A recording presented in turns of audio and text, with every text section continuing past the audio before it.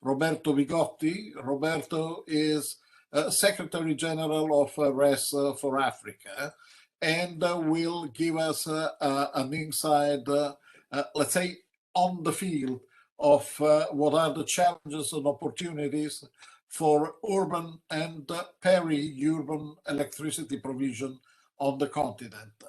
Roberto, we wait to leverage on your experience to have a framework of this important topic.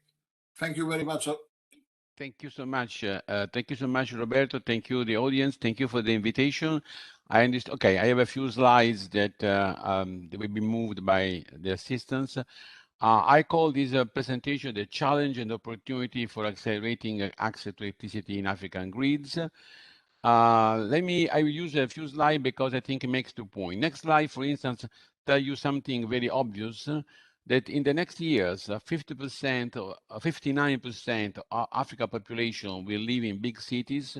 Therefore, additionally, 950 million people will be living in urban areas, and 7 out of 10 fastest growing city will be in Africa. This is not negative because, you know, this is what happened also in Europe and also everywhere. The people from rural areas go to the city to find new jobs because we need less workload in the rural areas. But that has to be carefully planned, and that's why it's so important that distribution makes this planning and executing the need of the people. Next slide shows, unfortunately, the situation today. The challenge of African electricity are here. You see, in theory, the overall electricity access is in some country 100%.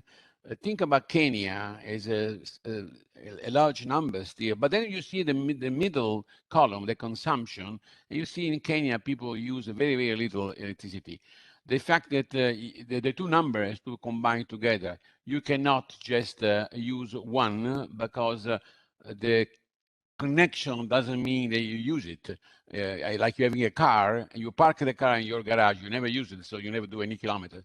So the issue has been also aggravating because what the IEA says is that even because of the COVID, even 30 million people in Africa who were actually electrified are not using electricity because they cannot afford it. So this is a dramatic also number that we have to take care. And finally, the quality, we all know the quality, not only in the Mediterranean, but also in Africa, of the outage and load shedding is so bad that you see the average world is the black line, that we imagine that between 2 and 4% of GDP is lost annually because of the poor quality of the distribution network. And of course, this is something that requires then the firms that adopt diesel generator to make the load. Next slide also shows you the situation that we see. Now, we see that urban electricity access is much higher than rural. The rate of electrification in urban areas is 78% more or less, while in rural areas at 27%. This means that there's a misconception that access to energy is actually mainly for rural areas. Even the IEA, when they use the word access to energy, they talk about mini grids and rural off-grid. I think access is broader. In fact, today we're going to underline that access to energy is mostly distributed line and urban access. Therefore, also an additional one, sometimes we see people living near a grid. It doesn't mean that people are connected. There are 110 million people living under the grid who don't benefit. That's why we also are exploiting, together with our member, some possibility to increase the access with like a smart extension, serving the percentage of the new power plants the people living around. Next slide also shows a very easy picture. This is in Johannesburg, but I can show you hundreds of pictures of big city in Africa. On the left, you see a California-style quarter of Johannesburg. On the right, you see the slums and the people. Now, you can imagine by just watching this picture, the quality of service you can get from the two areas and the challenge you have. So next slide is also, please. A question, why the households are not connected then? Well, the upfront payment to connect the grid are very high. in comparison with the income of the household. Let's not forget that these are prices which the people have to pay upfront, and the poor population cannot afford it. It's also, of course, as in many countries, lengthy and complex. That's also bureaucracy, but also the service disruption that we noted before reduce the expected benefit of connection. So people really say, why I should connect if I don't get enough benefit economically. So they are hesitant to connect unless they are provided with a safe, reliable power.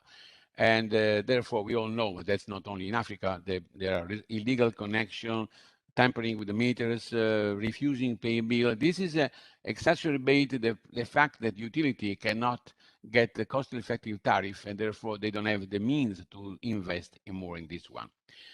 So the next slide is the fundamental question: how to break this vicious cycle. We see financially weak utilities, and on the right you see the reason: non-cost-effective tariff, unprofitable additional household, inability to invest. In the below you see low quality supply, and you see on the left the low uptake and consumption. So this is a circle that has to be broken.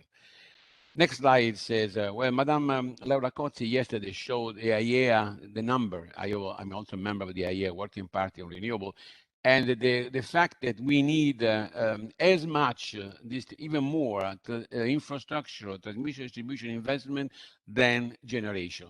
And that's not very clear. Sometimes people think about renewable, wind, solar, etc., against gas.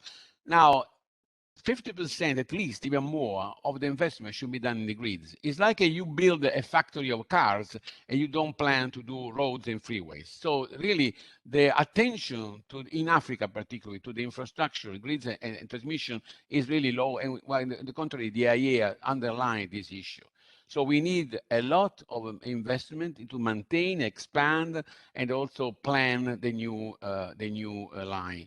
Otherwise, the urbanization factor I mentioned before will require absolutely, it will be unfit for this purpose. So that's a big challenge in terms of investment. Next slide also next slide shows also the infrastructure that we need. The infrastructure is been named by Fatih Birol as the backbone of electricity system, and thus the biggest challenge for renewable deployment. Not only transmission, but also interconnection, regional transmission line, mini grids, and battery. Next one. This is also, I'm going to a conclusion.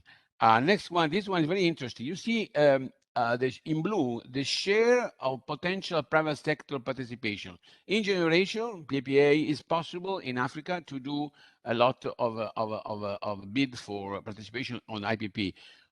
In transmission is so limited, it's a monopoly, there's no way. You see the blue is really a fraction, and even in distribution. So we need private sector participation in Africa because we cannot be marginal, because they will go together, resources, generation, and transmission. So next slide, we launched a publication on the right, private sector participation in African grid development, and we launched also, next slide, the Renew Africa new initiative called Grid for Africa to raise awareness about the importance of the grid infrastructure, support the development of public and private sector.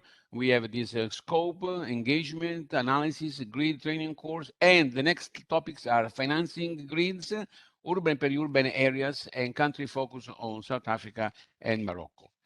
So I think I'm almost at the end. Please, next one. Just to say you, the next 14th of February, we have been accepted by the Commission to present the Grid for Africa item in this Europe-Africa Business Forum, the news from yesterday. I'm sorry to make it, but I can also show you the invitation list. There are excellent stakeholders from IFC to African ESCOM. So please, Roberto, I will, when I'm finalized, I will send you an invitation that you can pass to all the members of this group in case they want to attend. Is the European Africa Business Forum just the day before the so-called summit, Europe-Africa. Thank you, Roberto. I hope I was in time. I hope you didn't sleep during my intervention. No. Difficult to sleep with your interesting and somehow challenging notes, Roberto. Thank you very much